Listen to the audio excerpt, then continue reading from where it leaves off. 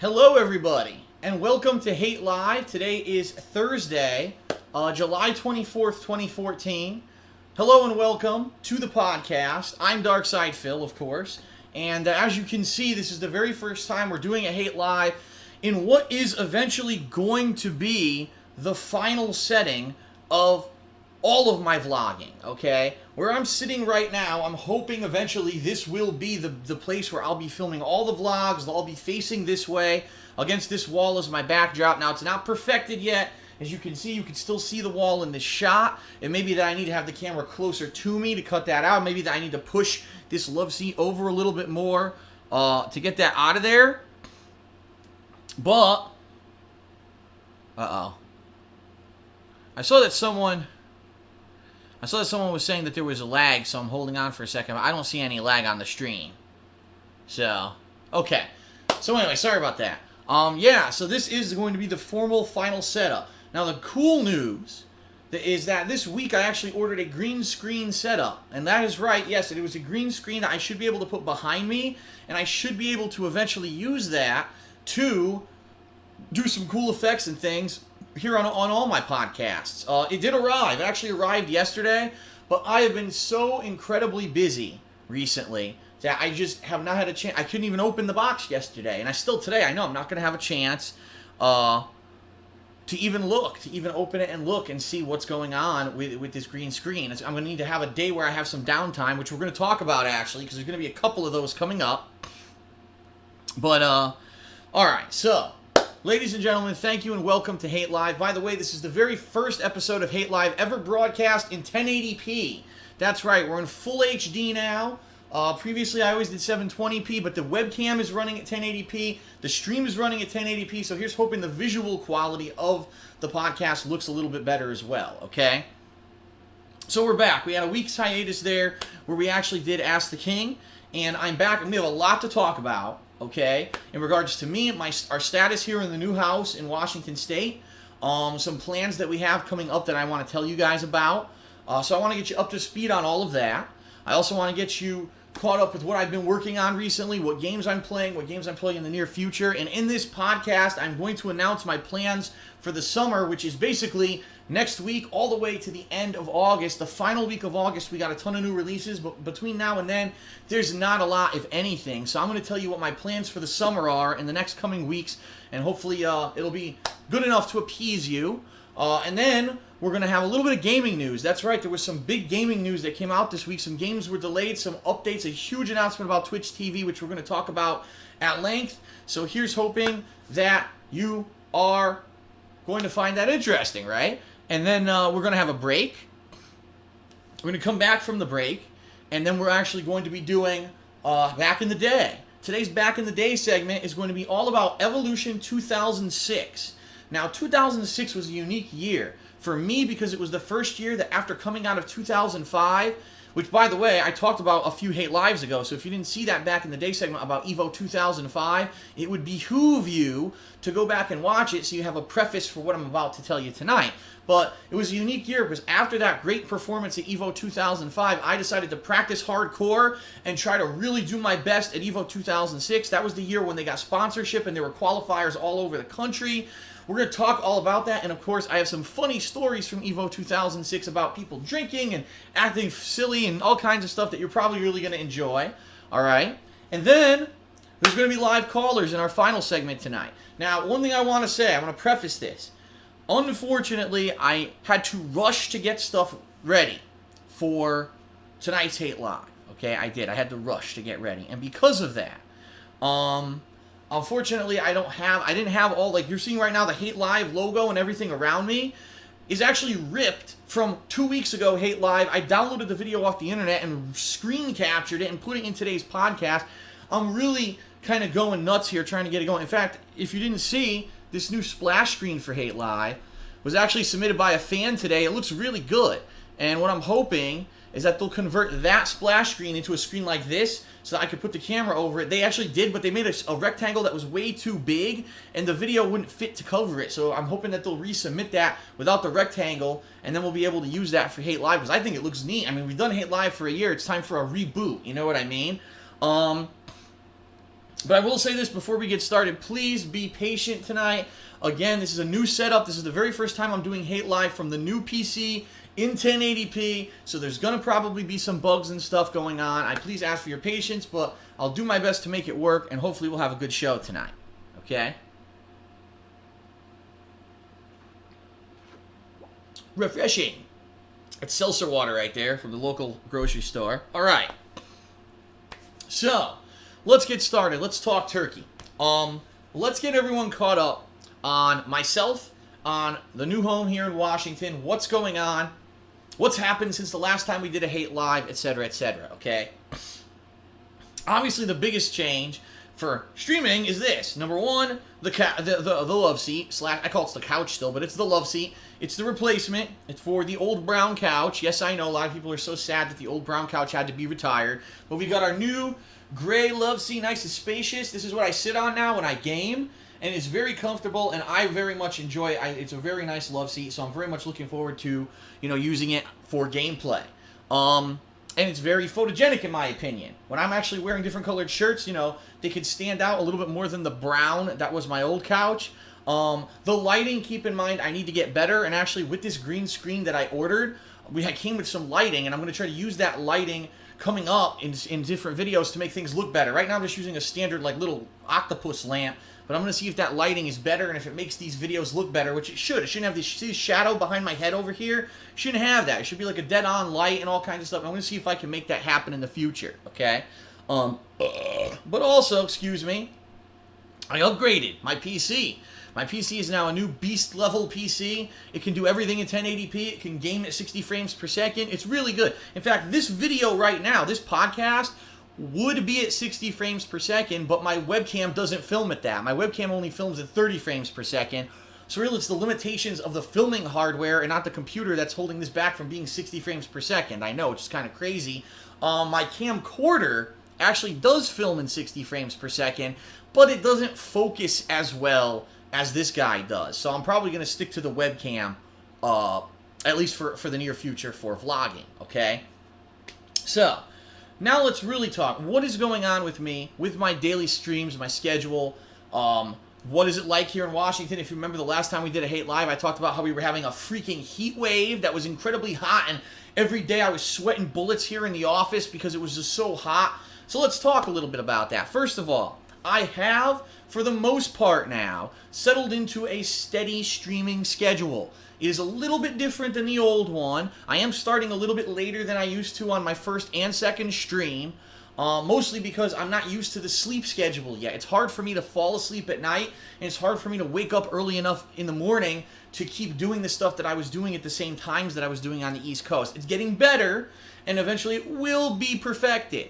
I'm hoping that eventually I'll be able to wake up around 9:30, 10 a.m. my time and be able to start streaming by, say, 11, so that way it's 2 p.m. Eastern time, which was roughly the time I used to start streaming on the East Coast.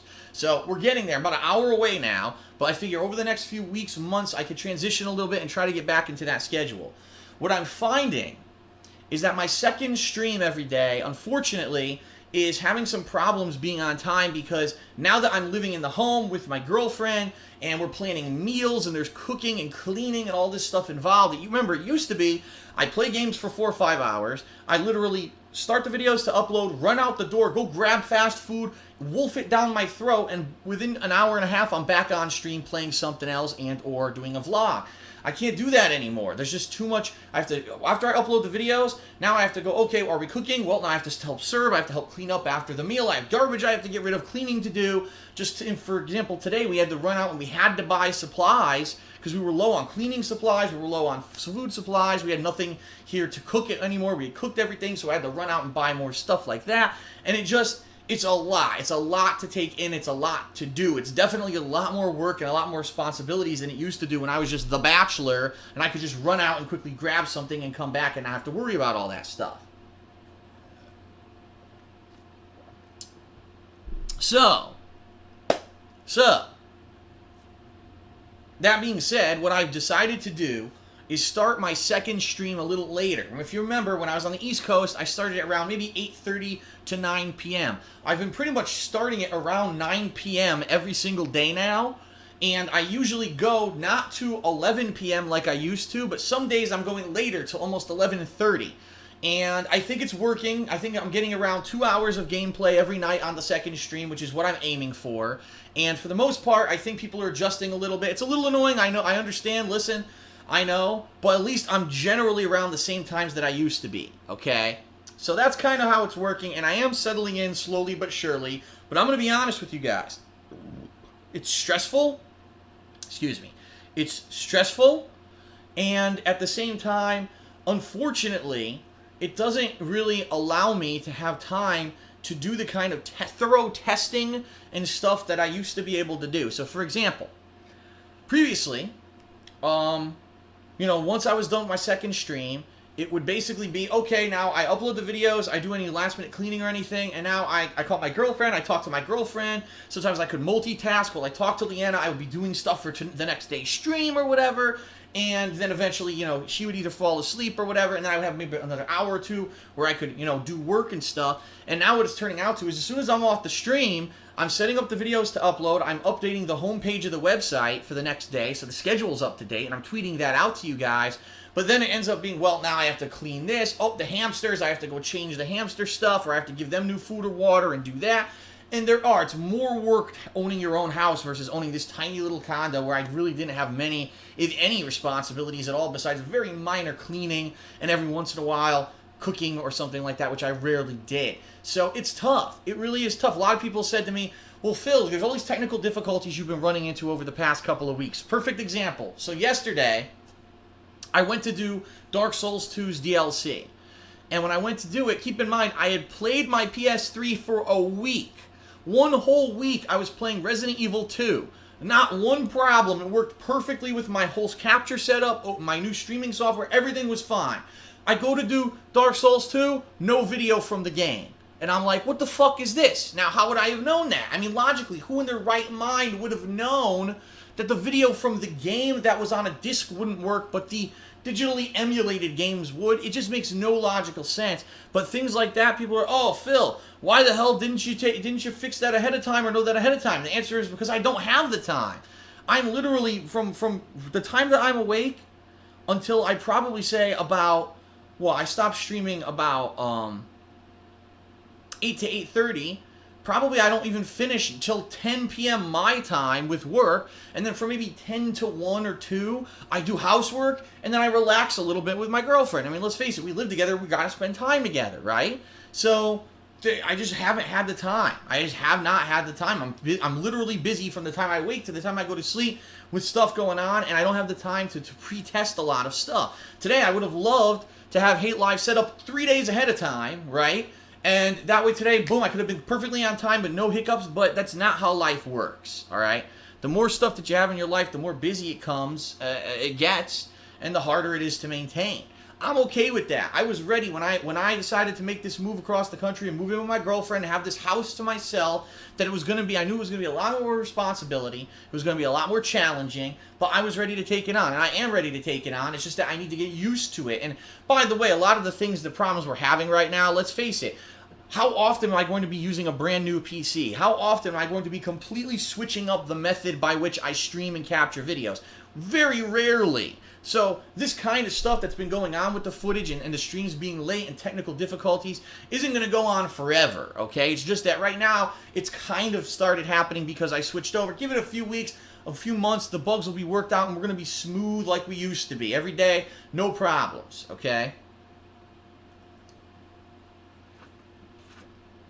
Okay. Now, another thing that's been a positive change since the last time we did Hate Live, the weather here in Seattle area of Washington. It's much better now. Let me tell you, for over 2 weeks, we were in the middle of a freak heat wave. It was a heat wave where it was 80+ degrees outside every single day. It was beating sun with no clouds, which they almost never get in this area. And it was so freaking warm that the wall of my office here was heating up with the sun, and this room was turning into 95, 100 degree weather during the day when I was trying to do my work. And it was insane. There were some days it was so hot I had to take my shirt off. It was how hot it was in here. Keep in mind, I don't have an air conditioner. My central air isn't even really working in this room and for most of the house. And there was really no way for me to cool the place down, because let's say I put 400 giant fans in here. Now it screws with the mic and you'd hear that the whole time, and that lowers the quality of my content. So what happened? In the meantime, I bought 2 fans. One fan for the window, a box fan for the window, and another big, tall, standing fan that is called a tower fan that blows the air across the room. And that's what I did for about 2 weeks. But as of about a week ago, finally the heat wave broke. Thank God the heat wave broke, because, boy, my hair is all screwed up, isn't it?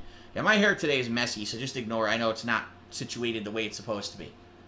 But anyway, the heat wave broke, so now it really cooled down. It's in the 60s and 70s every day. This room doesn't really get hot at all. Right now, I'm able to do this stream. The window is closed, and I have one fan on the lowest setting, just blowing across the room, and I'm cool. I'm not sweating at all. I feel relaxed. And by the way, it's the summertime. If I were still back east, you know how hot it is back east? It's a 90 degrees humidity, nasty weather. I talked to my mom. She's like, thank God you moved, because if you were here, you would hate it.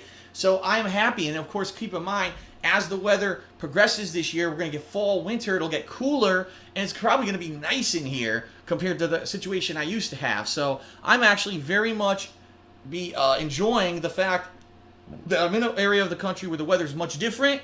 The weather has cooled down, the heat wave's over, and things are looking good in that regard, okay? So out of everything regarding the move, if you remember a few weeks ago when I returned on Hate Live, we did a cumulative kind of catch-up job on what happened since I moved to Washington State and what stuff was left to go, okay? And so you might be saying, well, what's left? You know, your status, and we know you got your car. Now you mentioned you got your new PC. What is left? You know, the love seats here. What's left over? The bottom line is really the only thing that's left over to be delivered and or set up here in the condo is, number one, we still didn't get any word, I know this is insane, on our bed set, meaning our dressers and our nightstands. 2 dressers and 2 nightstands. We've got no call and no contact from Bassett Furniture whatsoever in 2 weeks. Keep in mind, I have their contact information, but I'm too busy. I'm too freaking busy to put time aside to call them what's going on with this and argue with them. If you remember, 2 weeks ago, I explained the whole situation where they're not delivering the furniture because one nightstand wasn't available. They said they would deliver all the furniture except the nightstand, but I'd have to pay double shipping for it, to which there's no way I'm doing that. So I really have no idea what is going on with this set yet. Really, honestly, I don't know when it's getting delivered. I don't know what the status is. And at this point, I'm too busy to be on top of it. I really am. I've got more important stuff to worry about. So right now, all of our clothes is hanging or stacked in our walk-in closet with nothing to put it in. And it's going to have to stay like that until these fuckers finally contact me.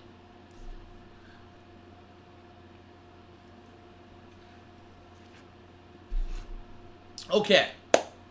What else? Well, if you remember correctly, I mentioned 2 weeks ago that our central air is busted. It has to be. Because right now, the central air, I get absolutely nothing out of that vent here in the office. It's just nothing. Even when it's on max blast cold, you put your hand down, there's nothing. There's certain rooms that you get a lot, like in the living room downstairs, the dining room downstairs, you feel a lot, okay? But some rooms up here, you get nothing.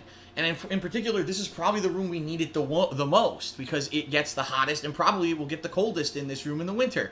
So I called a furnace company to come check out the ducts and the furnace. I left a voicemail. 2 days later, they called me back and did not leave a voicemail. They didn't catch me because I was streaming. Didn't leave a voicemail. 2 days later, they called me again and left a voicemail. This time, oh, yeah, maybe we could come out. Maybe Monday or Tuesday, which would have been this week.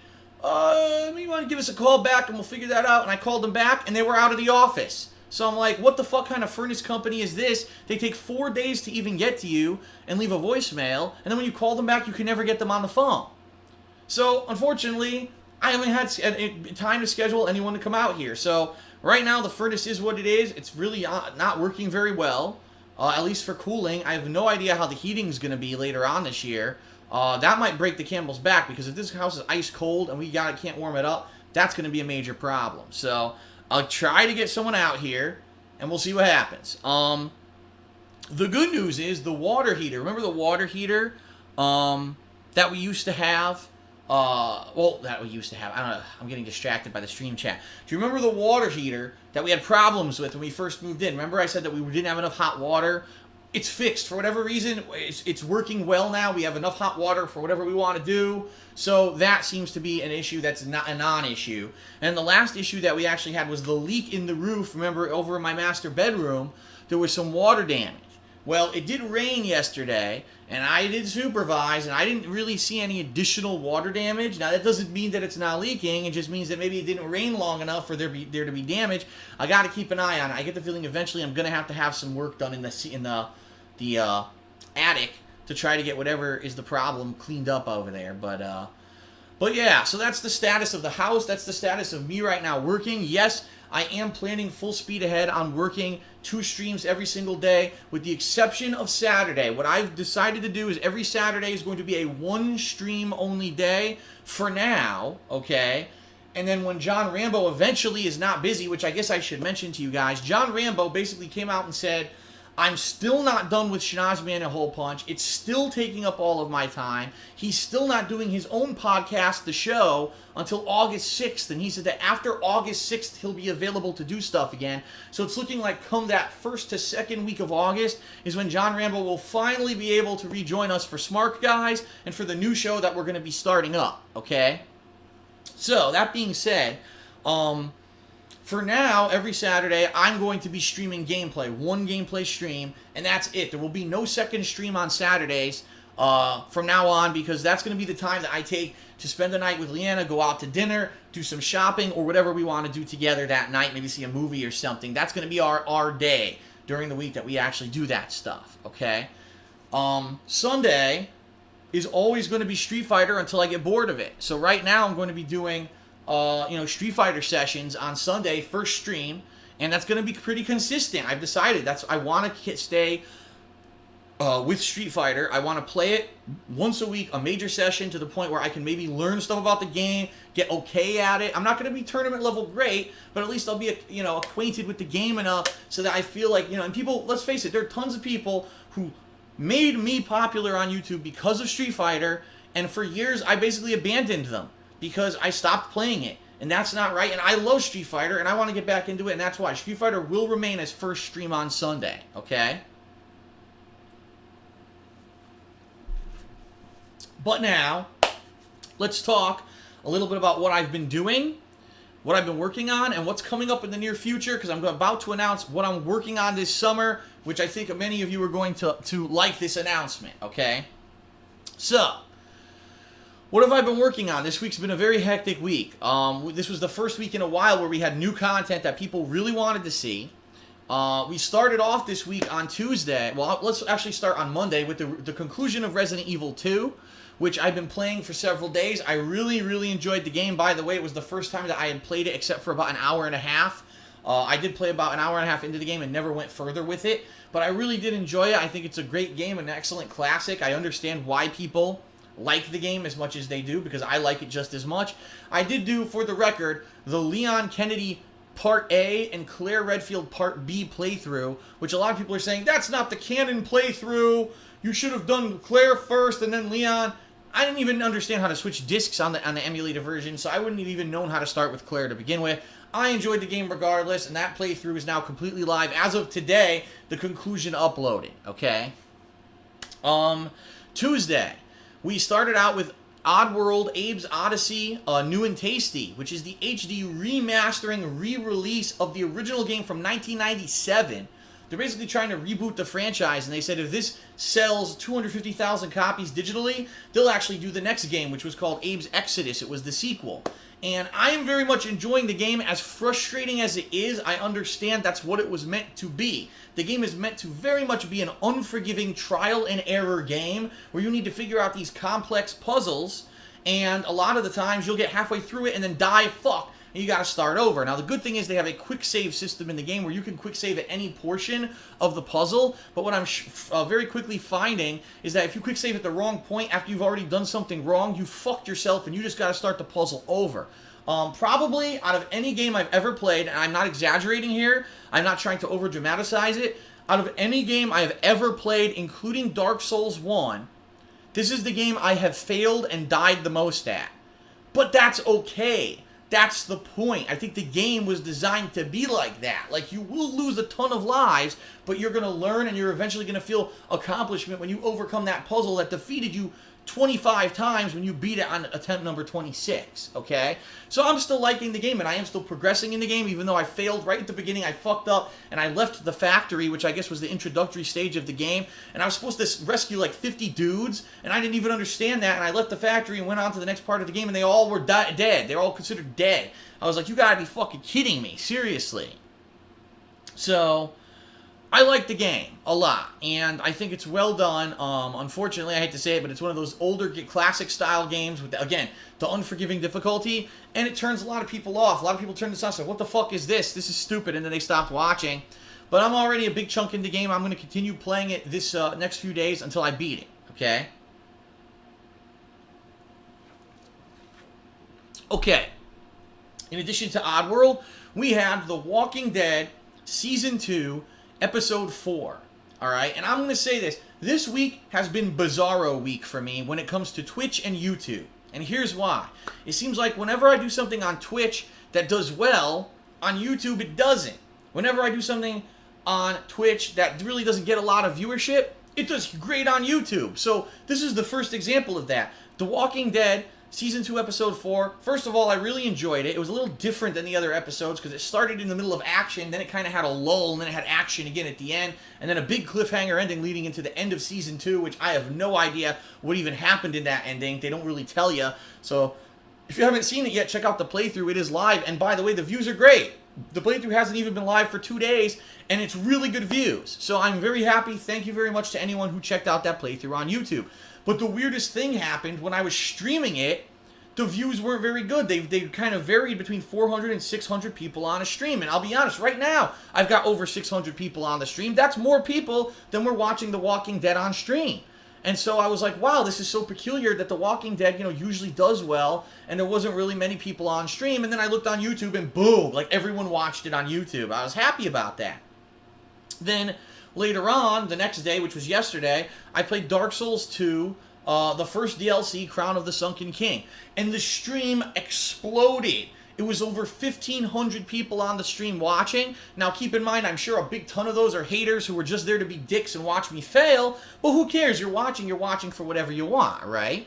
And it was huge. I played for about 2 hours. I had major technical difficulties that I've now figured out how to fix. So I apologize for that. So annoying that certain capture devices work well with certain consoles, and certain streaming software and capture devices work well with other consoles, so you need to have everything in order to stream from every console. It's bullshit. It's really stupid, but that's what happened to me. And so I had technical difficulties. I was only able to play for about 2 hours, but the stream was huge, right? And I'll be honest, on YouTube, some of the videos have been live for 24 hours and don't even have as many views as the people who were on the stream. And you may say to yourself, well, Phil, that's just because so many people were on the stream that, they already watched it. Why are they going to watch it on YouTube again? But I say, no, I don't believe that's so. I do not believe that is so. I don't think so, because how is it that the day before so few people watched The Walking Dead, but then everyone wanted to watch it on YouTube and said it was great? So I don't know. It's just like I said, it's Bizarro World. Usually what happens, if it's high views on the stream, it's high views on YouTube. If it's low views on the stream, it's low views on YouTube. So it's like, based off of the stream performance, you can kind of judge, gee, is this going to perform well or not? Now, I don't know. It's up in the air. I don't have a clue what's going on. I'm very confused.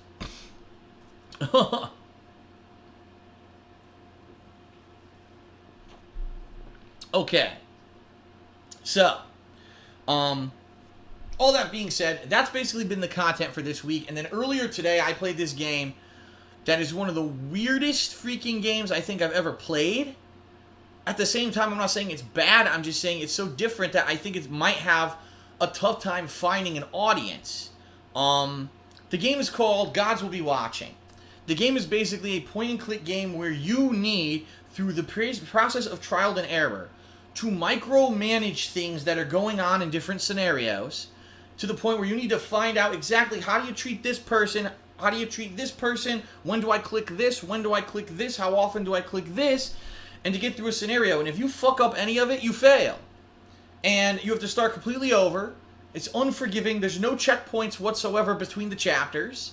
And some of them, like I got to the third scenario today. The third scenario, I shit you not, to complete will probably take you 45 minutes to an hour. The problem is, if you fail that scenario, do you really want to play another 45 minutes to an hour to see if you can possibly beat it again? And I think that's really where the game is going to fail, is that they made the scenarios too complex. So, for example, the scenario that I'm talking about, you are trapped in a caved-in cave. It was a lab inside of a mountain. And you have to find a cure for a dangerous disease. You have to dig your way out of the cave. And you have to micromanage so that you don't run out of power while you're doing this.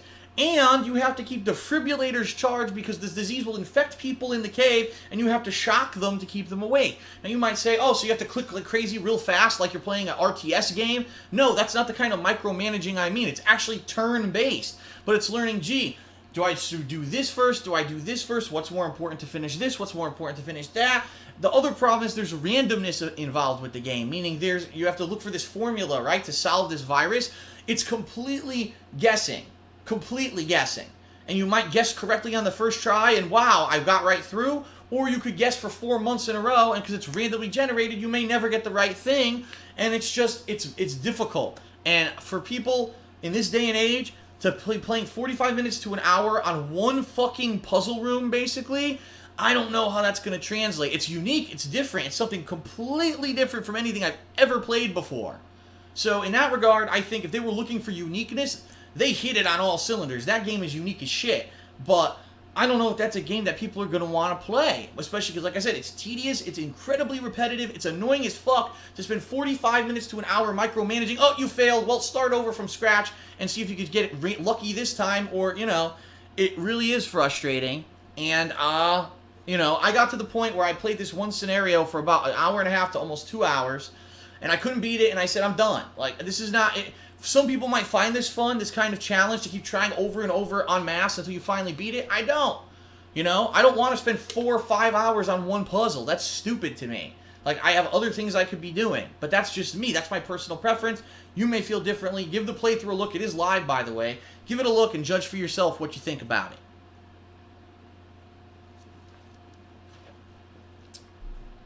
So, let's talk about what's coming up, because there's going to be some changes this week, definitely, in regards to some stuff, and I want everyone to be in the clear and in the know on everything that's going on, okay?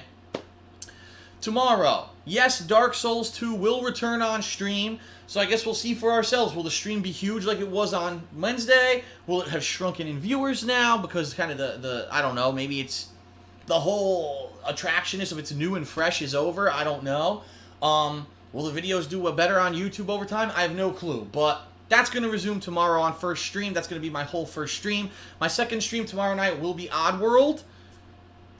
The stream on Saturday is going to be completely dependent upon what happens with Oddworld and with Dark Souls 2 tomorrow. So if I beat either one of those, maybe the other one that I didn't beat will be what I play Saturday. Maybe I'll beat them both. Maybe you know what I mean? It all depends. I can't promise you what's going to happen Saturday until I find out what happens on Friday. Sunday, we're going to have our Ultra Street Fighter 4 stream on first stream. And second stream will be the weekend preview, followed by a short gameplay stream like I've been doing the past few Sundays, okay? And again, what that will be is TBD, dependent on what happens on Friday.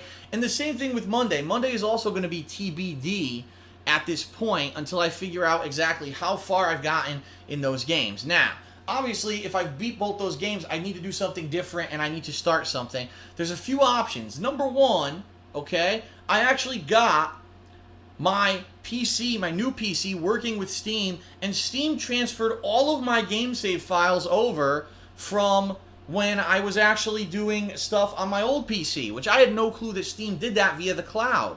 And I was looking, I was like, I could continue my Oblivion playthrough possibly for one stream one day, okay? That's a very big possibility. The thing is, I'd have to reinstall mods and stuff because I don't have those mods up and running right now. There's a possibility that there's a game, a particular game, that I actually do want to play, that I had on my PC for a long-ass time, and I completely forgot about it. It's a game that is different from anything else that I've been playing recently, and I think it would be a breath of fresh air and people would enjoy it, although I'm sure a lot of people have seen it before. Portal. The very first Portal, which I actually did play on PC and enjoyed very much when it was new. I've had on PC since, and I never played it for YouTube. I played Portal 2, but I never played Portal 1. And I'm thinking maybe I'll do a playthrough of Portal 1 and people would enjoy that on the PC. Now, of course, in 1080p, and on stream it'll be 60 frames per second. On YouTube, unfortunately, it won't be. So I'm thinking of doing that because that's a quick one, too. That's only like a 4 or 5 hour game that I could easily beat relatively quickly, okay? But now let's talk next week, because next week there's almost nothing going on. Next week, we've got The Last of Us Remastered on PlayStation 4. It is confirmed to run at 1080p and 60 frames per second. And yes, I will be playing that game.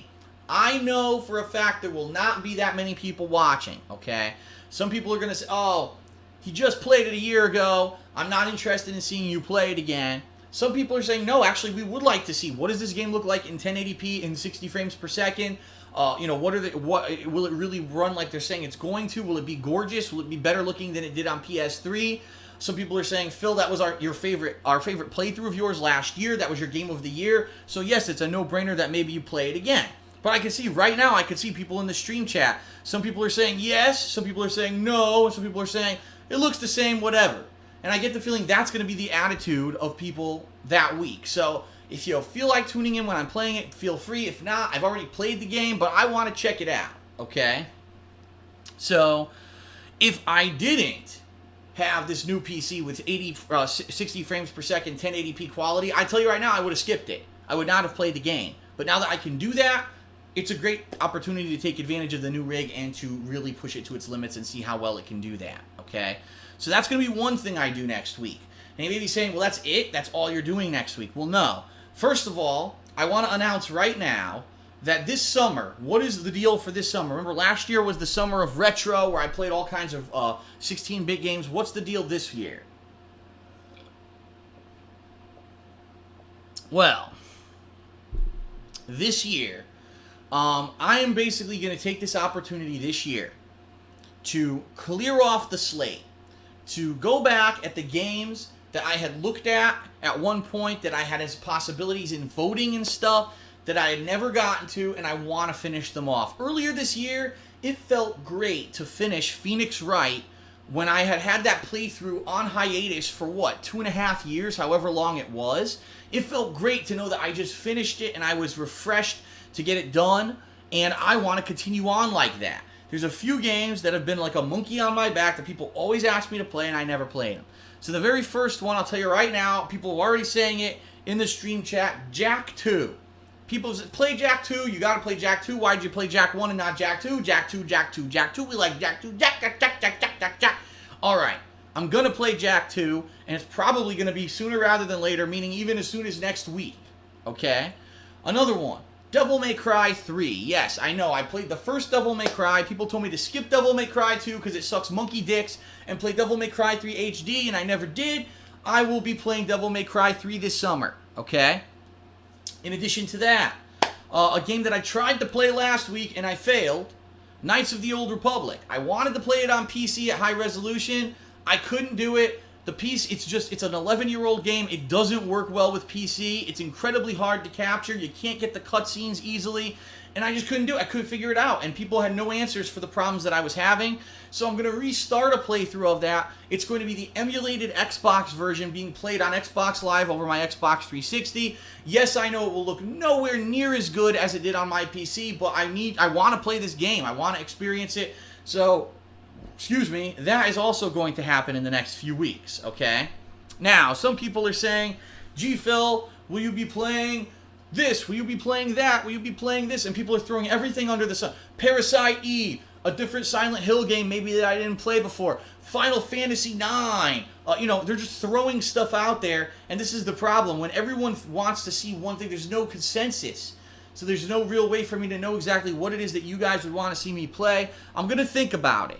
After I work on, one of those things, after I work on all of those things. So we're talking continuing with Oblivion, Portal, Jack 2, Devil May Cry 3, and Knights of the Old Republic. Those are 5 games that I want to play in the next several weeks, because starting next week, with the release of The Last of Us Remastered, there is literally no new games that I want to play. I mean, I haven't even looked. There's almost no games released anyway, but a few of them don't look that good.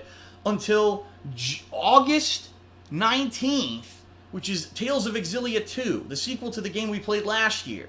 So the thing is, being that there's really nothing going on until then, I don't think that I'm going to want to really play anything, there's not going to be anything new to play, is what I wanted to say, and therefore I'm going to be playing those 5 games during that time period. Now, of course, I may beat them all, but then I'll look for more stuff, and I'm sure as I'm playing this stuff, I'll look for other options. Already people are saying, Parasite Eve, Parasite Eve, Parasite Eve, so maybe Parasite Eve, I don't know.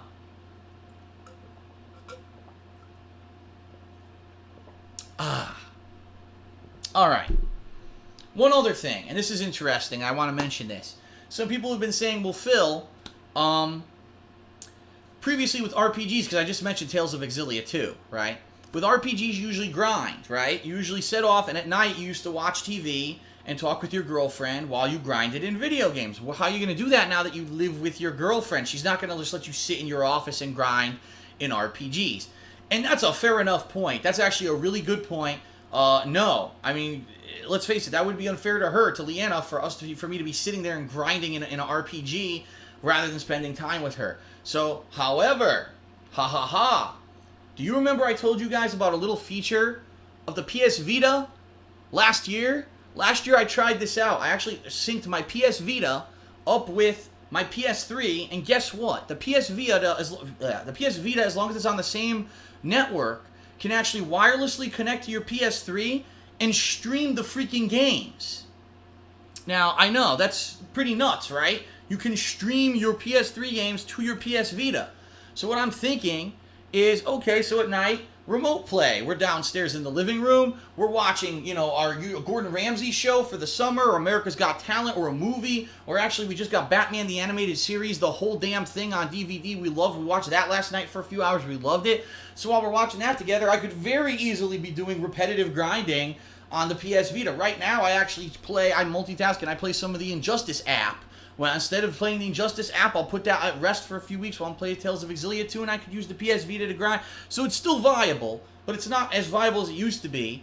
The difference being here that it's going to be on the Vita, it's remote play. But it'll be cool to give you guys feedback on that too. So last night I was doing remote play. Here's how it came out. So you guys keep in the know on how exactly that stuff works. Okay. So there you have it. That's what I'm going to look to do when I come with RPGs on the PS3 in the future. In particular, Tales of Exilia 2 will be the first one that tackles that. So basically, last year was the summer of retro. This year is almost the summer of leftovers. The summer of all the stuff that I had said I would play at one point. Didn't really get a chance to do it, but I've had it lying around forever. Oh, another one that I totally just slipped my mind, didn't mention yet. The Hitman HD Collection, everybody. The Hitman HD Collection is another one that I have had on, saved up forever, and I never even booted the damn thing. So we'll take a look at that as well, okay? And then finally, that last week of August, we get a few new good games. I believe we got Madden. I'm trying to see from here. It's a very bad angle. Hold on one second. We got Madden, I know. Infamous First Light is also that last week of August. You've also got the next Dark Souls 2 DLC, and there's a possibility there's another game that week as well. I'm not positive. Okay? Okay? So now, before we talk about gaming news, the last piece of tidbit of info that I want to give you guys. Thursday of next week, and this could change, but right now this is our plan. Thursday of next week, which is July 31st, there will be no streaming whatsoever. I will not be doing any gameplay, nor will I be doing Hate Live in 1 week's time. There will be no Hate Live and no gameplay on July 31st. The reason being, we're finally taking time out a full day where we need to get shit done that we haven't done yet. And the things in particular that we need to get done. Number one, I need a haircut. I haven't had a haircut since late 2010. I'm not kidding. Almost 4 years, I've just been self-trimming, and at this point, my hair has grown in so many different patchy ways on the back of my head. It's completely uneven. I need a professional haircut, and I need to keep getting them. So that's going to be something I'm going to do that day. Number 2, Leanna needs a new pair of glasses, and we're actually going to go over to a couple stores and see if we can find a pair of glasses that she likes and get those going. Number 3, my driver's license. I need to change it from the state of Connecticut to the state of Washington. Number 4, the registration for my car needs to be changed from the state of Connecticut to the state of Washington. And then number 5, Leanna needs to have her ID card changed from the state of Pennsylvania to the state of Washington. So that's a lot of shit. That is a lot of stuff that we've all needed to get done, and we just can't, you can't fit that stuff in when I'm doing 2 streams a day or whatever. So that is going to be on Thursday, July 31st. No gameplay streams. We're going to be busy with all of that stuff during that day.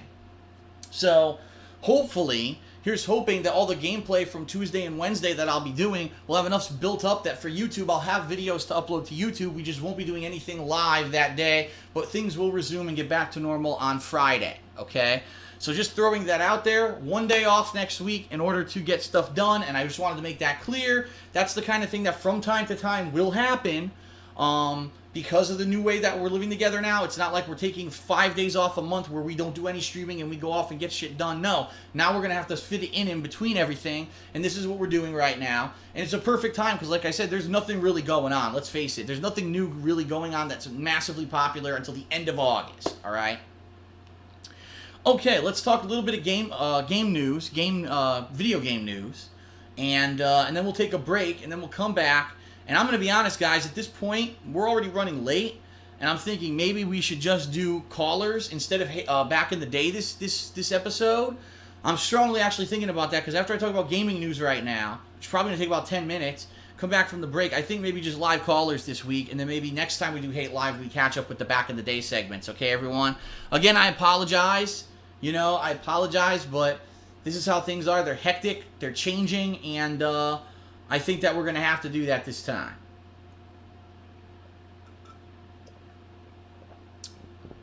But don't worry, next time I do a back in the day, there will be a talk about EVO 2006, all right?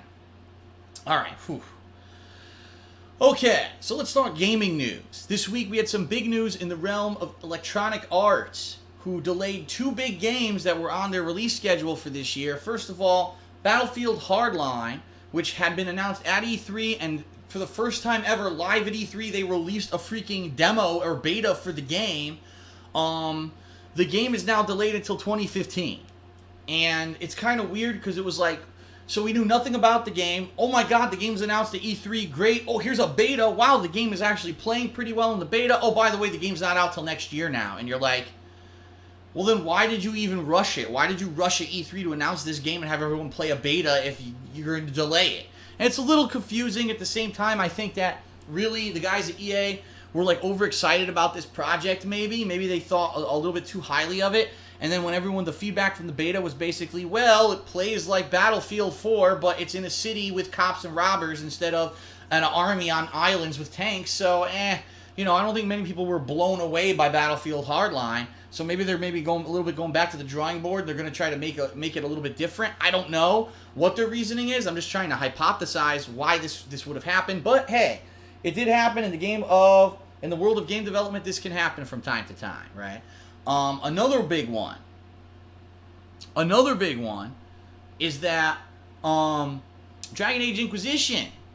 Dragon Age Inquisition, which if you remember correctly, well, most of you have seen my game schedule update. I did do a gaming schedule update about a week ago where I went through my whole calendar and outlined all the games I'll be playing for the rest of the year. And there was one particular week in October, all right, that had so many effing major games, right? Let me tell you this one week, all the games that were coming out on that one day. Just listen to this, okay?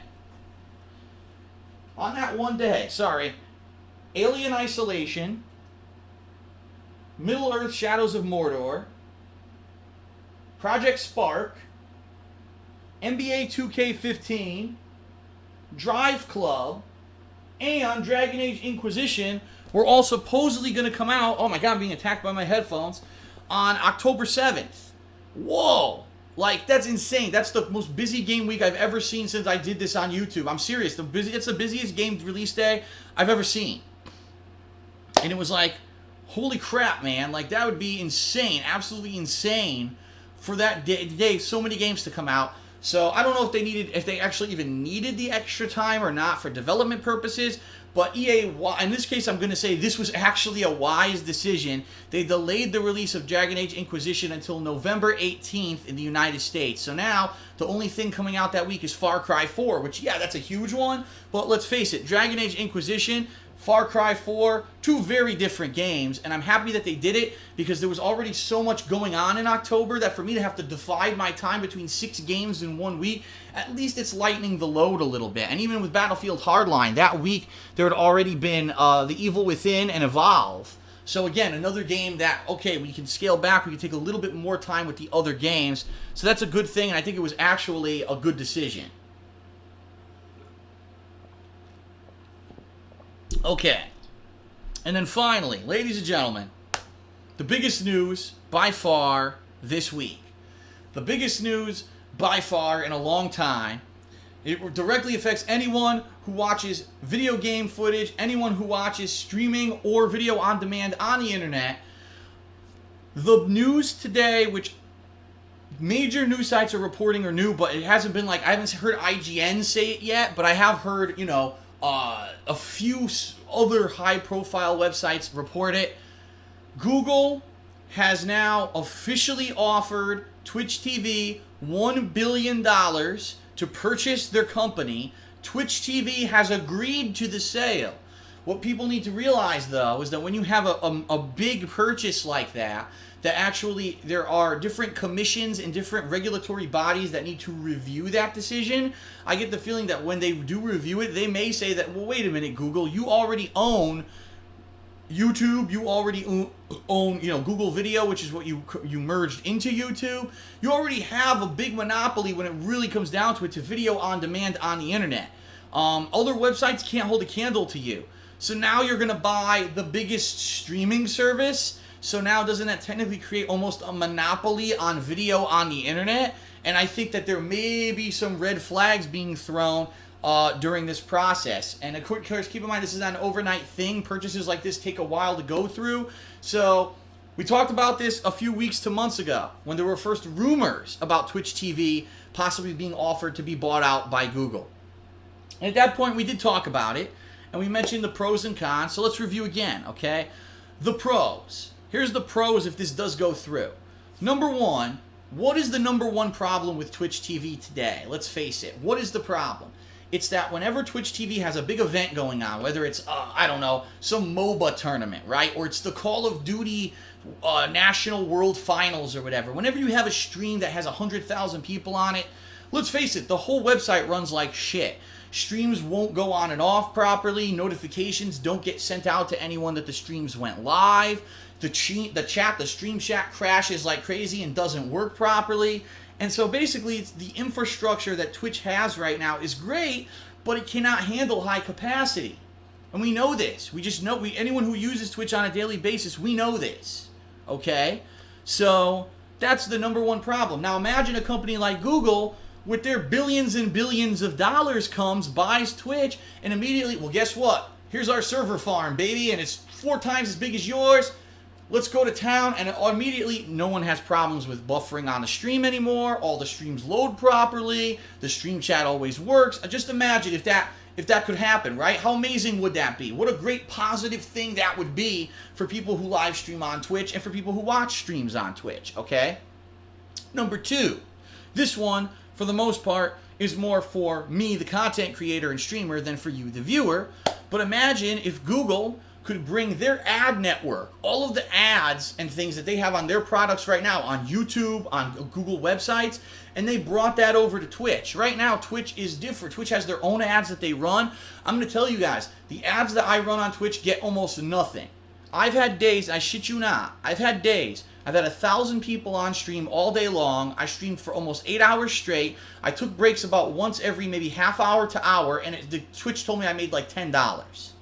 So the ads don't pay well on Twitch. Twitch does not have that big advertisement base to draw from. Now Google comes over and brings their advertisers and says, oh, by the way, this is the new growth. This is where there is exponential growth every year in viewership, and all the ads come to Twitch.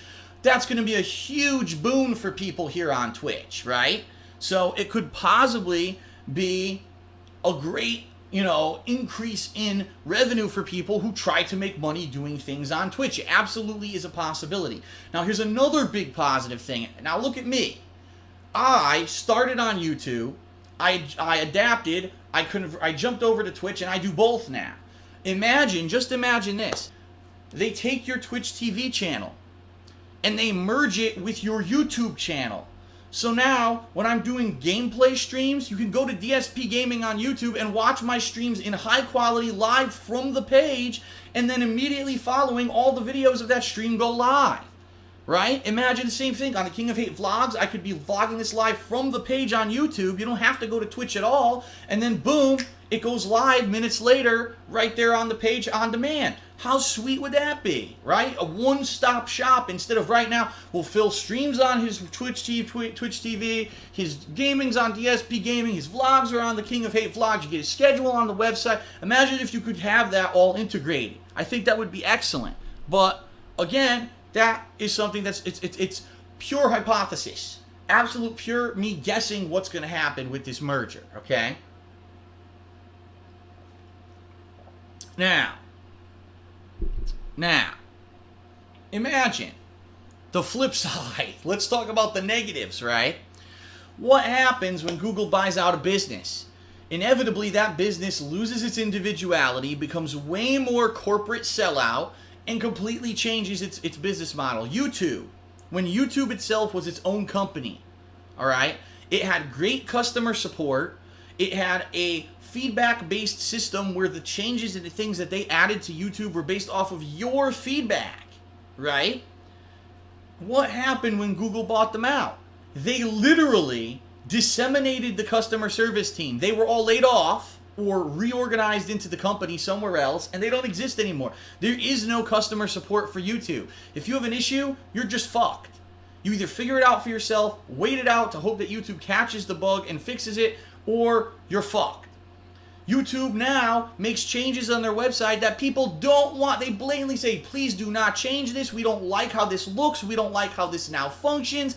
Why are you taking things away? Just recently, YouTube took away the ability that if, let's say I'm uploading 10 videos at a time, you type in all your tags. Okay, Street Fighter, Ryu, online, multiplayer, gameplay, you type in all those tags, right? You'd be able to copy them and then paste them into every other video. So if you're uploading 10 videos, you go copy all the tags, paste, you're done. They just took that out.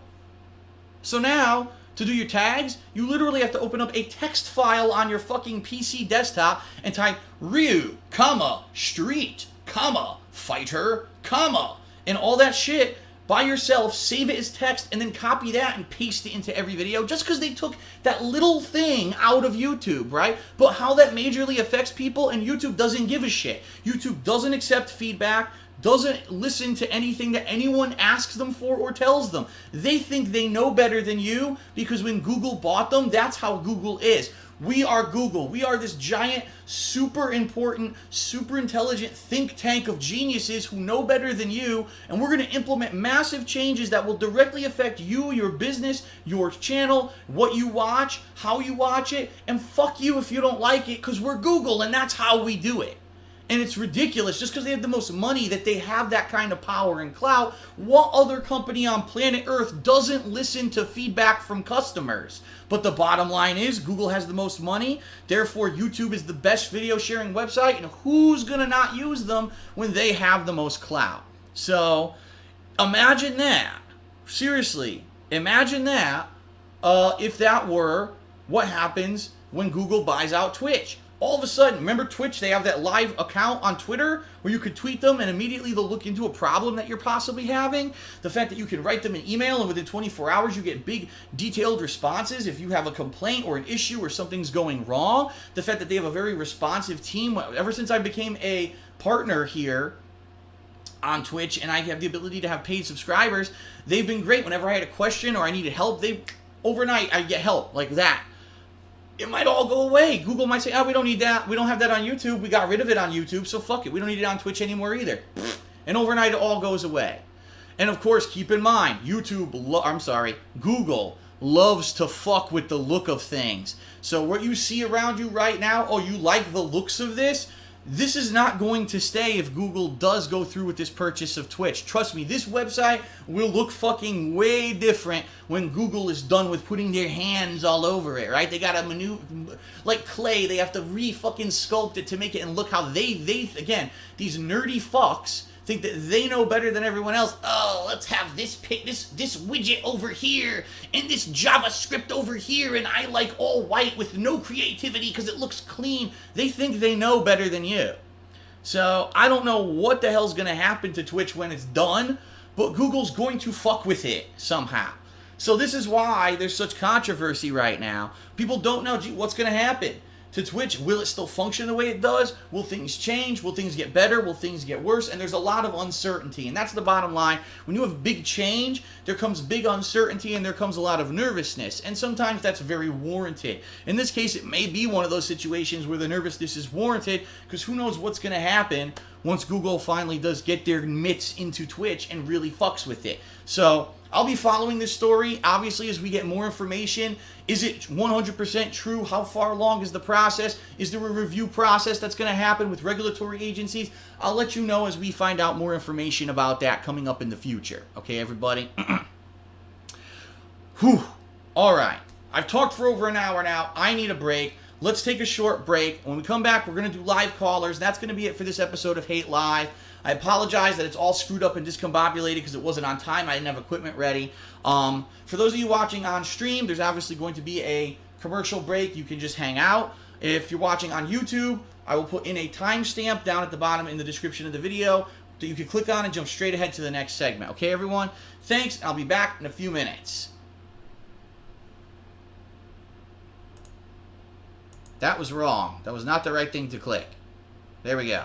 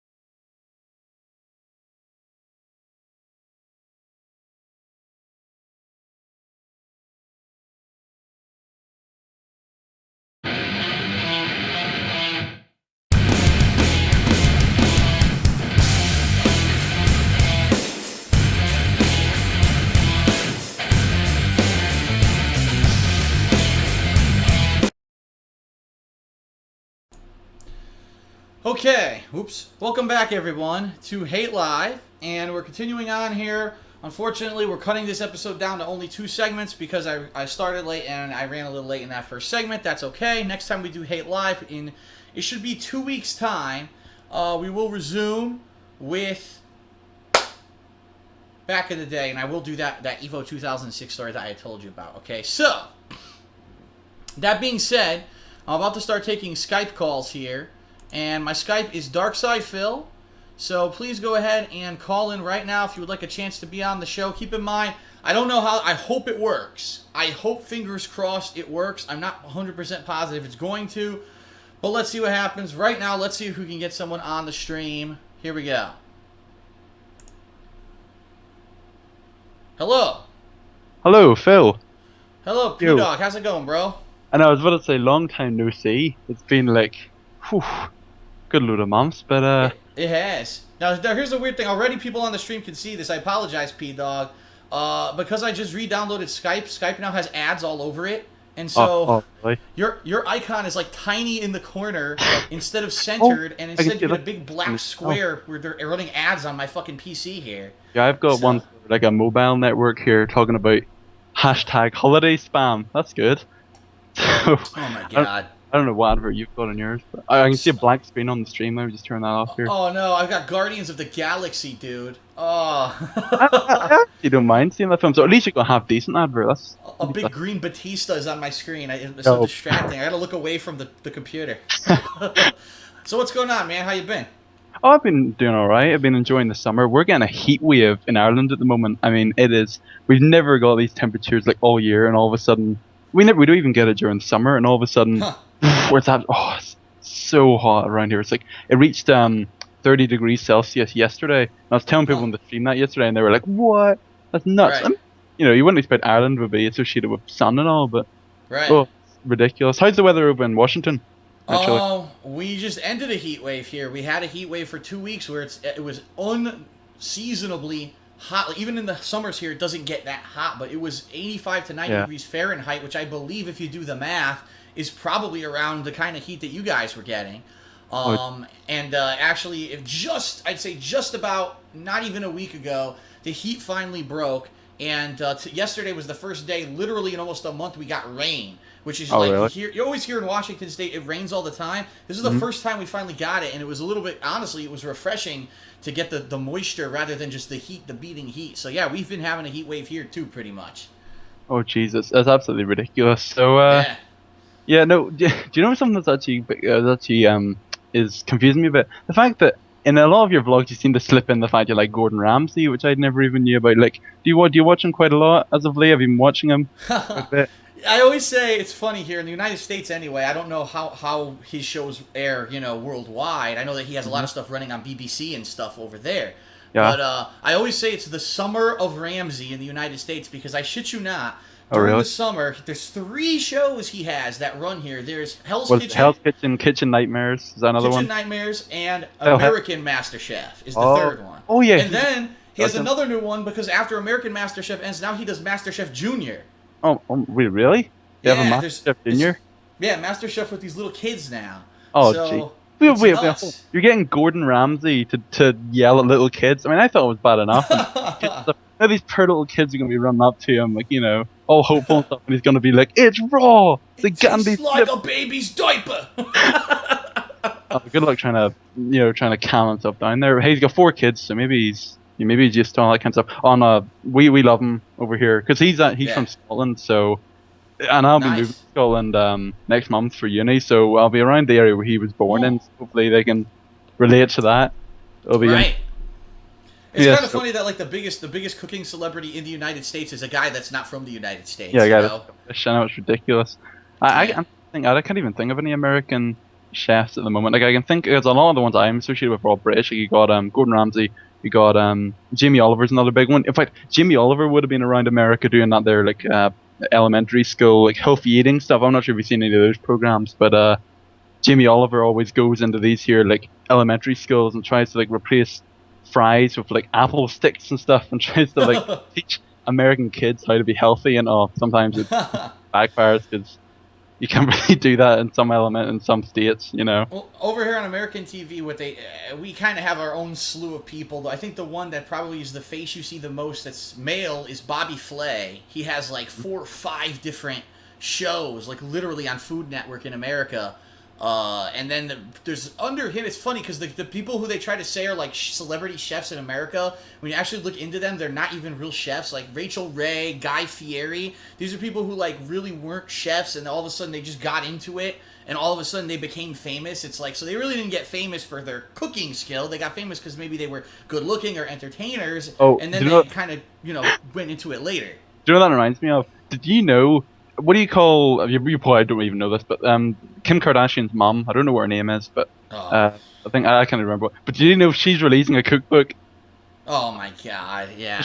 Like, oh, I cook my daughter some pretty delicious meals, and I'm gonna sell it, and my face is gonna be in the front cover, and my daughter's gonna be in the back cover, and it's gonna be all kind. And it's just like, no, who do you think you are? Like, you're not some kind of chef, and she's trying to like make it out as if like she's been, her being the mother and Uh, stuff. Oh, these are all family recipes, and no, I don't think you'll see any of. she's better off writing a book titled "How to Raise 3 Useless People." Yeah. All Oh no. right. Well, the main thing I was going to talk to you about before we kind of go sidetracked there was Yes. I'm interested in your fascination with getting back into Street Fighter 4. I was Mhm. quite taken aback that you said, I think it was a few days ago, oh, I'm going to have a weekly Street Fighter 4 ranked series. And I was like, whoa, I'm pretty surprised with this. Because in AE, you didn't even play AE 2012, correct? You didn't play the version 2012. No, I play the new characters, and I probably played one like online session, and that was pretty much the extent of it for me. Yeah. Yeah, I remember you did one ranked set with like Evil Ryu, but I think that was it. And then after that, you just kind of dropped. No, I know why, because it was because you were going to like your conventions, and Street Fighter was running in these conventions, and you just played AE to try and get updated, that kind of stuff. I think that was what it was. But I'm interested, and obviously, because comparing that to your extensive coverage on Vanilla, definitely Vanilla, and even on Super Street Fighter 4, I'm wondering why you're kind of going back to that method for this game. Like, is this game like appealing to you in a way, like more so than the other games, or what's the motivation for you playing this more often than Great previous? question. Great question. It's a combination of a few different factors, actually. The first being that, quite honestly, now that I'm actually in a new home, I actually have like consistent internet. You know what I mean? I Hmm. have the ability to stream that game now better than the majority of people who probably stream it. Hmm. And so for me, it's like an incentive. Wow, I got better internet. I'll probably have better connections with people. I can play it at a level that I couldn't do back in Connecticut where my internet always kind of screwed me over. And I can also stream it and record it at a really high quality. So that's number one. I mean, the whole new home, new setup is just kind of almost a cool rebooting for me. Number two, because Ultra Street Fighter 4, since I've played it, what I've seen at least from the game is that the changes that they made to it seem to make sense to me. Okay, now I mean a lot of the other games, the AE 2012 and all that. Let's make Fei Long godlike for no reason. I mean, let's Oh give yeah. him massive amounts of frame advantage. And why the changes they made to those games that would change the top level competitive gameplay of those games didn't seem to make sense. It was like, what were they basing this off of besides they just wanted to fuck with stuff? Now, at least, the changes that it looks like they implemented in this game kind of make sense. Not to say that they're, in all cases, they're fully balanced, but at least it seems to me that it's a more fair game than the previous releases were. And also just the fact that they're, the new characters, I am enjoying playing with Rolento. Hugo, I wish was a little different. Yeah. I'm a little disappointed Hugo is that fun, but he's just not good in that game. Like he doesn't have the parry or anything, so he just it's so hard getting in with Yeah, him. the reason that Hugo was playable and actually was kind of viable in Street Fighter 3, quite simply was because the game had a parry mechanic. He's a giant moving wall, but if he can parry what you're doing and then counter hit it because you're being sloppy, that was how he won. He was literally Yeah. a moving wall. He can't do that in this game, so why bother putting him in? And I mean, I think a lot of people thought, oh, well, Capcom will find a way to change him up. They didn't. Basically, his moves are very similar to Third Strike. A lot of his combos from Third Strike actually work in the game, with a few exceptions. I mean, yeah, there's a few tweaks, like his anti-air air grab is really good. But if people aren't jumping at you, what the fuck does Hugo do? Like until he gets right next to you, 90% of his game is trying to get a counter hit or, get lucky, and it's just almost impossible for him to get in on a lot of people. So I think he's a waste of a character.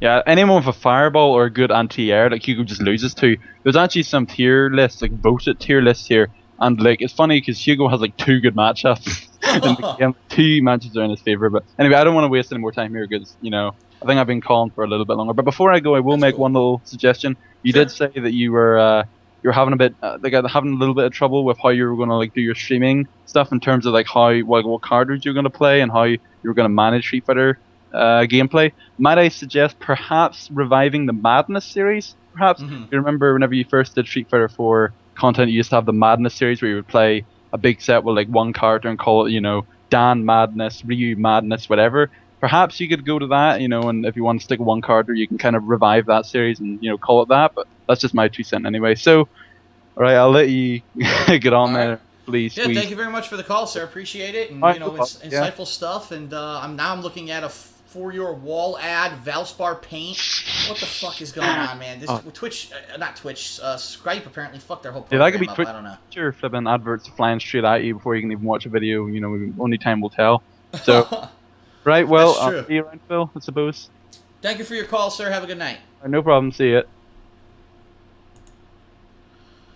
All right, everyone. So I apologize, obviously, that you could not really see his. You couldn't really see his picture there. I don't know what the hell that was about. That was really stupid. I don't know what Skype's doing here. That when you download Skype now, you get giant freaking ads that take up the whole screen. But that was a good talk. All right, let's get another caller in, please. So guys, go ahead and start calling again. Call up a storm. Let's see here. All right, let's try this one. See if this works. Hello. Oh my God! You actually answered. Yes, I did. And who am I speaking with? You're speaking with Jesper. Jesper, how's it going tonight? How you doing? I'm doing pretty good. How are you doing? I'm doing good. I wish that we could actually see people's pictures here, but it looks like Skype has decided to opt for ads over actual functionality. So again, I apologize to everyone on the stream that you can't see anyone's pictures or anything. But all right, Jesper, thanks for calling in tonight. Do you have anything in particular you'd like to talk about?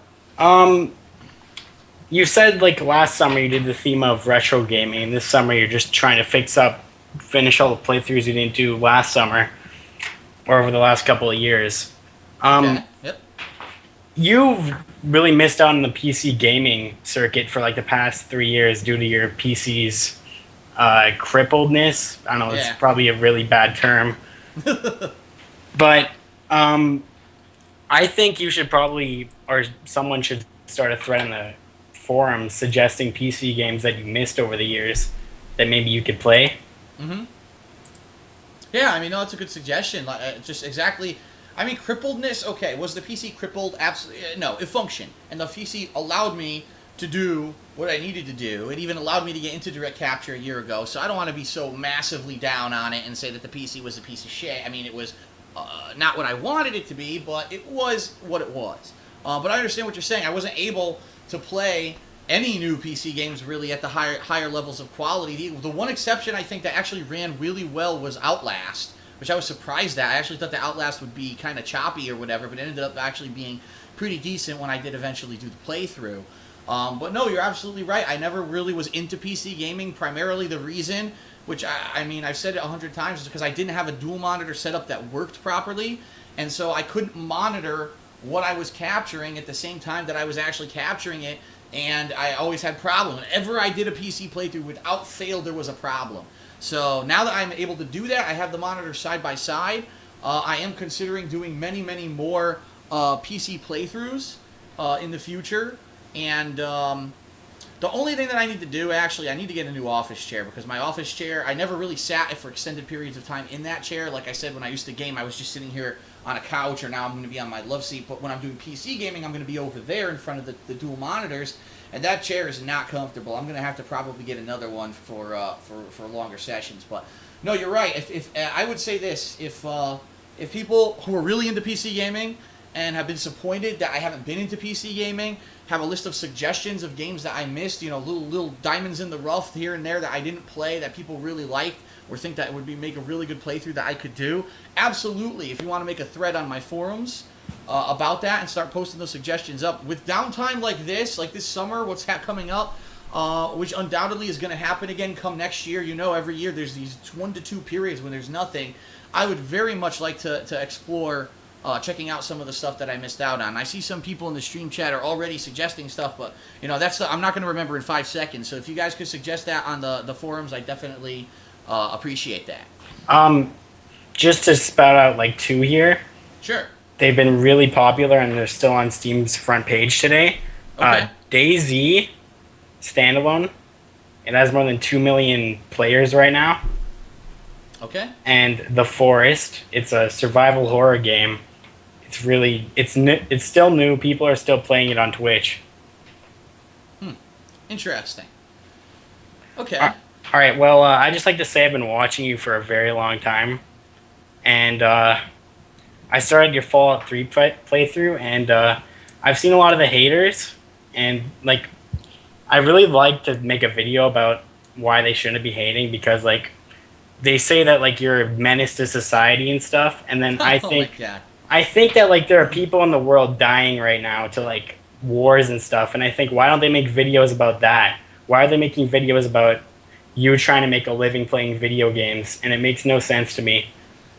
Because number one, because that would actually be a useful use of their time, I think, you know, and number two, because let's face it, and you know, a lot of them will say it's not because of it, it's because they are mad that I am able to have fun doing what I do and make a living doing it. You know what I mean? Because I'm not up to their standard, their personal standard of how it should be done, how someone should have to behave or perform to make a living doing something.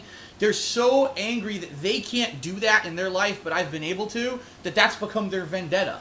And you're absolutely right. It's so dumb. I'm a guy on the internet playing video games. That's what I've been since 2008. It's not like I changed overnight, but I was popular at one point, and all of a sudden I'm the guy that everyone likes to rag on.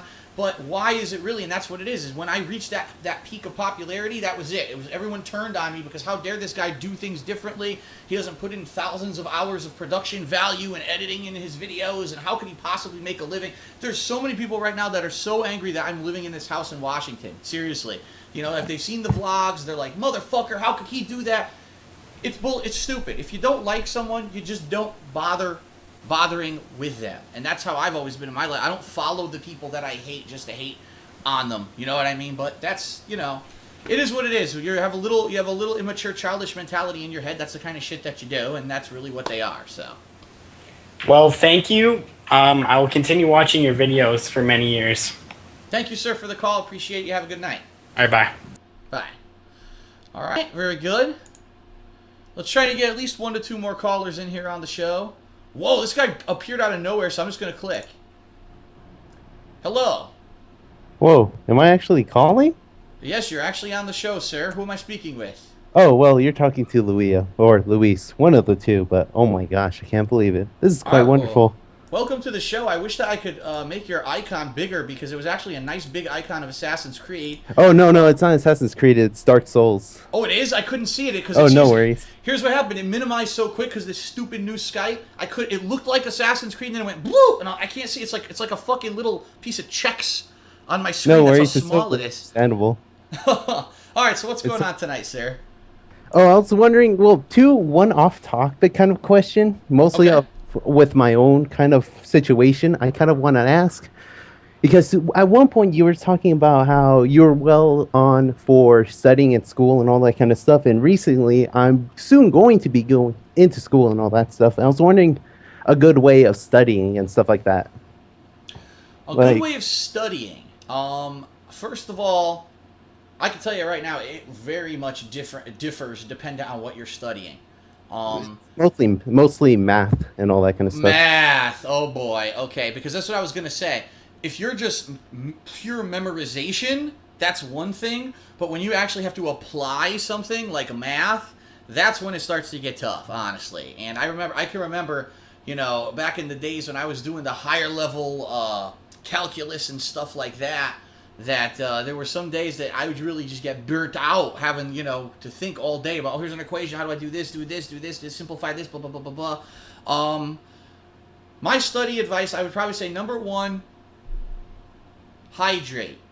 people don't realize how important water and or liquids are when it just comes to being healthy in particular. When you're going to be constantly like brain crunching and number crunching, you need to stay hydrated. And it's funny because in school, a lot of the times, they don't even allow you to have drinks and stuff in class. I don't understand why, because they allow you, when you actually get to the workforce, of course you can have a drink. I mean, that's so stupid. It's very important to stay hydrated when you're studying, because if you do get dehydrated, it can actually give you a headache. It can actually make you lose your concentration and your focus. It's been scientifically proven. Number two, what I would say is you have to have a concrete schedule of time when you are 100% going to commit yourself to studying.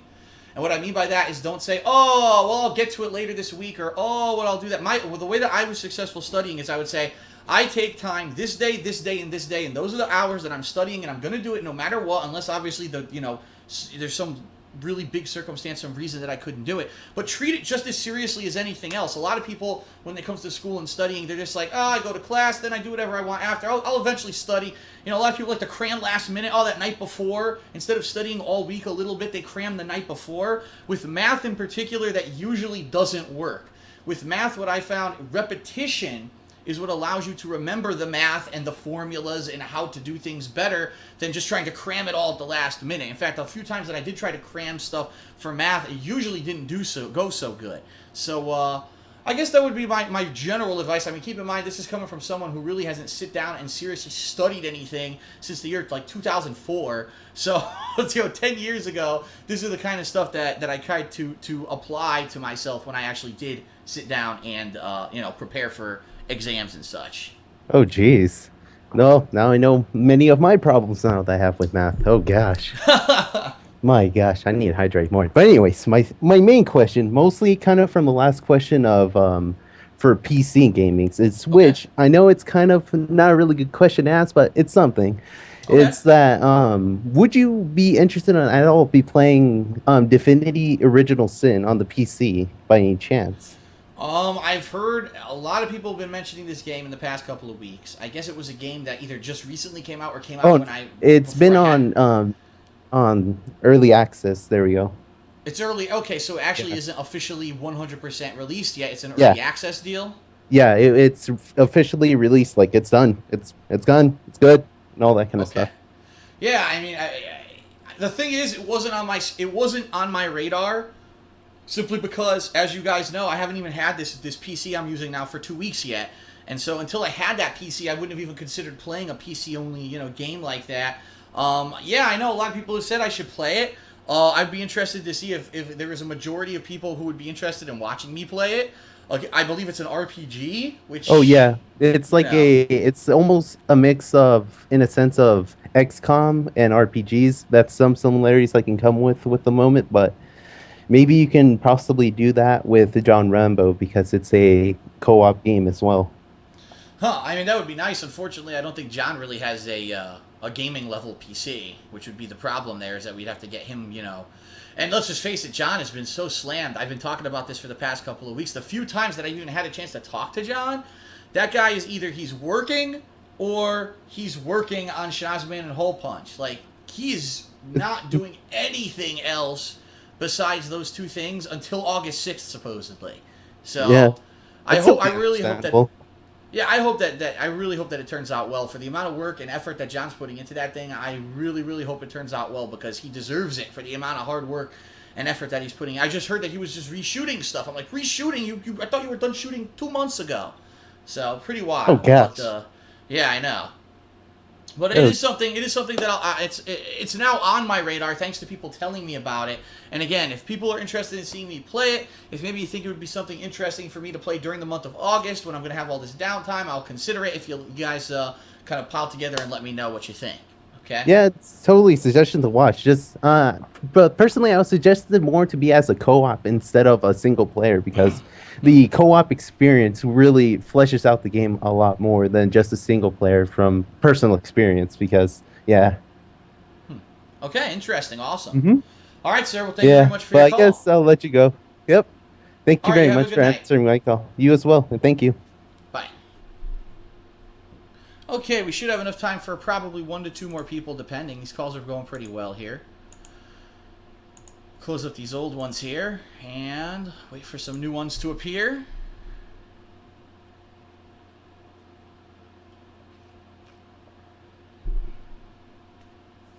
Whoa, okay. Let's try this one. Hello. Hello. Wow, Whoa. that caught me by surprise. Hello, who's this? I go by Goleon on YouTube. Goleon, okay. Yeah, it's the name of one of my characters that I created. Great, well thank you very much for the call. What would you like to talk about tonight? Let's see. Yeah, I am kind of wondering on with your stance on with how female gamers. Mm-hmm. Do you mean just in general, or do you have any specific like topic in regards to female gamers that you mean? In general, and also with the hate they seem to get. Oh, okay. Well, first of all, in general, the overall good news about female gaming, female gamers in particular, is that there are way more of them today than ever before. And that I really feel that for the first time in a long time, especially that whole 1990s into the first half of the 2000s era when everything was very, very male-oriented, gore, everything had to be just all about male machismo, and you had the entire lines of games based off of sexism and stuff like that.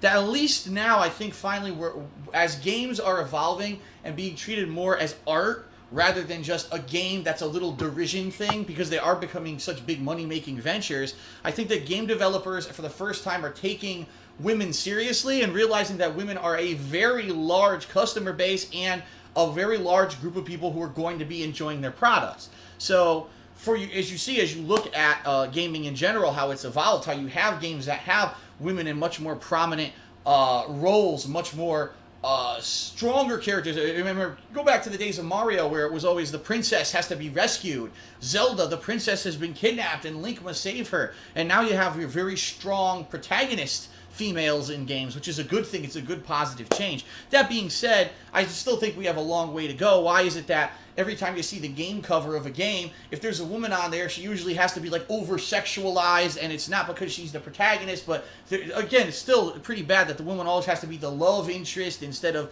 the main character just for the sake of being the strongest character in a story. Yeah. The reason I was asking was because I'm actually a female gamer myself, and one of my channels is a gaming channel. And yeah, and actually, you're actually the reason I had actually gotten into it. Oh, wow. Yeah, because I had came across some of your videos. It was the Bioshock playthrough, and I was just wondering how things were, and then I was reading the comments and with people.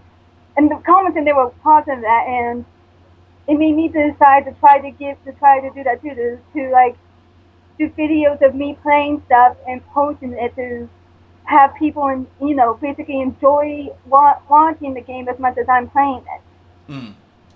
Well, that's great. Well, first of all, thanks. That's great to hear that through my content, I was able to inspire you to do your own thing.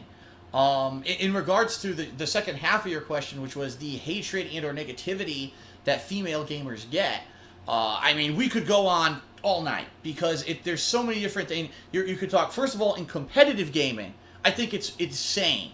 Right now in the realm of competitive gaming, if you're talking Street Fighter or fighting games, if you're talking even, not just that, but, MOBAs and first-person shooters, how often is it that you really see females that are either treated prominently or even, honestly, are kind of treated seriously? And there's even right now in some competitive leagues, I don't know how many people know this, in some competitive leagues, they're talking about having an entirely male-only division, an entirely female-only division, because they want to try to basically entice more females to become more competitive gamers, to which I say, instead of that, why don't you just have it so that males stop acting like assholes to the females, so that the females can feel like they can be treated equally, and they're not going to be made fun of or treated in a negative light just because they want to play a game at a competitive level. I've seen it in the Street Fighter community so many times where there were female gamers who were like very interested in getting into competitive gaming, and just because they were a female, you know, you hear the little snickers, the comments about sex and stuff behind their backs. It's like any other place, where would that be tolerated? You know what I mean? But just because it's video games, it's not taken seriously. So I don't understand that. But just in general, too, you're absolutely right. Female gamers in general, you know, a lot of the times you're just trying to play a game online, and you're going to have assholes who are going to be dicks to you, and just because you're a girl, which is absolutely ridiculous. And guys who think that just because you're a female, that somehow now you're supposed to be showing off your body and stuff in your videos. It's preposterous, the stuff that the internet has bred. It really is. But no, I agree with you that females still, they come up against negativity when it comes to gaming more often than not. And, you know, as much as we have progressed with gaming and said, okay, gaming is a more serious thing now, it could even be considered an art form, it's a big money-making venture, it's big business, we still need to remember that there are these underlying issues that go on, and not think, oh, well, gaming's great now, so no, we still have a big ways to go to make sure that gaming is for everyone, that it's not, you know, necessarily only catered to one sex or the other, that you have things that appeal to wider audiences, that you have women who are allowed to participate in this stuff without feeling like they're being held back, or they're being derided, or being made fun of, or even being attacked in a lot of cases, which is why, again, a lot of women choose not to even get into the competitive scene of games because of that kind of a mentality that exists, especially on the internet, where people can just hide behind their computers and say whatever they want. Yeah, I mostly I actually not really done the competitive thing, because usually I'm not that much of a competitive person, and I kind of would be a bit scared to do it. Yeah, and let me tell you, at least, again, I speak purely from the Street Fighter perspective, because that's where I was a part of. It just was not a very inviting community. It was basically, if you weren't good enough, like for example, let's say you're interested in a Street Fighter, you would show up to a Street Fighter tournament, and you just want to show up and play and be in the tournament. These guys like would rip you a new one. They would give you a hard time. They would do anything they could do to basically make you uncomfortable, so that you wouldn't want to even be a part of it anymore. And that's the sad part about a lot of these competitive communities, is they're so inclusive. So, you know, I completely understand. You know, especially for the kind of person that doesn't get on that competitive level. I mean, it's very hard. It's a very hard thing. Oh, I bet. All right. Well, I want to thank you very much for your call, and I hope that you have a good night. Okay. Yeah. Thank you. Alrighty. Bye. Bye. All right, we've got time for, let's do one more call to end this off, okay? One more call, and that'll end off our night here. So, wait for a final call here. All right, we got this guy. Let's try this one, if this works. Oh. Hello? Hello? Hello? Yes, hello. Who am I speaking with? You are currently speaking with Amando Diablo. Amand, very good. Thank you for calling tonight. How are you doing? I'm doing great. All right, what would you like to talk about? I was wondering about WWE 2K15, and I was wondering what you kind of want the game to be, like what you want the difference between that and WWE 2K14. Oh, good question. Actually, I haven't even thought about WWE 2K15 too much, simply because I've been so freaking busy, you know, with the move and everything, and that's kind of when the news was announced. I know there's been rumors, oh, Sting is going to be a big part of it. Sting was, you know, signed to the WWE to at least do some kind of promotional work, and he's going to be involved with this new game, kind of like almost the focus of the campaign of the new game. But, you know, for me, for myself, and I'll try to speak on behalf of John Rambo, because the two of us are obviously the ones who are big wrestling fans, and we're the ones who do the stuff in WWE 2K, the series. Yeah. I think the biggest thing is they've got to fix the weird bugs. They've got to fix the instances of the game where when you're simulating, or the AI just doesn't know what it's doing, or, you know, things that never really were completed. Like, okay, if you're a human-controlled guy, maybe this situation works, but if it's two AIs going at it, it doesn't work. We've seen that a lot of times in our simulations, where it just does really wonky things that don't really jive. You know, it's like it breaks the immersion, because you'll be simulating a match and it looks great, and all of a sudden this weird shit happens, and you're like, what the hell? Like, they won't pin. Why the fuck won't he pin the guy? Just pin the fucking guy and win the match. And it could be really frustrating in that regard. I would definitely be interested to see what they're going to do with the graphics. Now that, we're going to the next gen and probably these games will be rendering in 1080p, I would love it if they would be actually going full 60 frames per second, which WWE has not really done. It's been higher frame rate, but it was never hit that border, that 60 constant 60 frames per second mark. I'd love to see that. Also, the fact that with created wrestlers, because we've had a lot of problems with created wrestlers, where when we create them or when we download them, we've done both. They come out and they're glitched. They don't look right. It's a naked bald man instead of the person it's supposed to be. Or the most frustrating one by far is we spend hours of prep work setting up the sims that we do, and then the music that we put in there doesn't work or it picks the wrong track. That is so frustrating to go through, because it is so much freaking work to get that music onto your console to begin with, because on the Xbox 360 at least, you have to burn an audio CD, which who even uses audio CDs anymore? I know, right? You have to burn that to even get that on your console. Then you have to add it to a playlist. Every track has to be turned into its own individual playlist. Then you select the playlist and apply it to the wrestler. It's so complicated. If anything, if they could streamline that process to make it easy to create a character, to load all the entrants, the custom music, to get the music onto the console. If you could streamline that, I think that we'd be pretty satisfied. In a lot of ways, when it comes to the gameplay, the movesets, that kind of stuff, I think we've been pleased with WWE 2K, at least 2K14. In a lot of ways, they fixed a lot of problems that happened with the last game, but now it was like they're close, but they're not there yet. You know what I mean? Like they're just about there. If they a little bit more tweaking, a little bit more polish, I think the game would be a lot better. And I'm very excited to see what these games are going to look like on the next gen stuff. That's for sure. Yeah, I'm also looking forward to what they're gonna do with it. So I just want to say thank you for being my biggest entertainment since 2009, and I hope you have a good night. Wow, well, thank you very much for that compliment, and you also have a good night, sir. Okay, bye. Bye.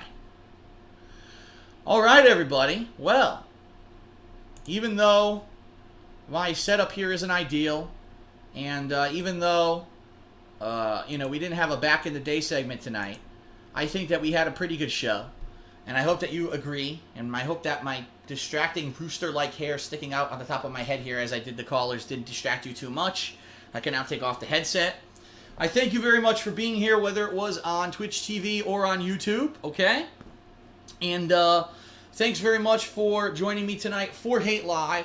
Again, I want to remind everyone, if you didn't hear earlier in the show, no Hate Live next week. We're doing a bye week because next week on Thursday, I'm basically taking the day off from live streaming. There will be new gaming content on YouTube, but it'll be from previous days' streams. There will be no gameplay and no Hate Live next week because Thursday is my day off, which isn't really my day off. I'm actually going to be running around doing all this stuff I never had a chance to do, all this busy work. But we'll probably be resuming in about 2 weeks' time. By then, I'll be right in the middle of the summer, right in the middle of August, where we'll be into all the playthroughs of the games that I never got to. We'll be seeing how that's working out for us. Keep in mind, I'm going to be streaming at 1080p no matter what and capturing at 1080p. I'll be streaming at 60 frames per second when I can. The only thing I cannot stream at 60 frames per second is the PS3, and I apologize for that, but nothing will work. None of my 60 frame per second stuff works with PS3 for whatever reason. But yeah, that is it for Hate Live tonight. I'll see you guys in 2 weeks with another Hate Live, or hey, hopefully I'll see you tomorrow for gameplay, right? Dark Souls 2 and more Oddworld, and that is it. Everyone, I wish you a very good night. Thanks a lot for putting up with the technical difficulties, for putting up with the lateness that I did on stream tonight. Again, I promise you, in the next few weeks to months, things will get better. By the time we hit that hardcore gaming season, we're going to be running full steam with no problems. And thanks. Maybe next time we'll have a green screen set up, huh? That'd be pretty nice. All right, everyone. Thanks a lot. Have a good night. I'll see you later.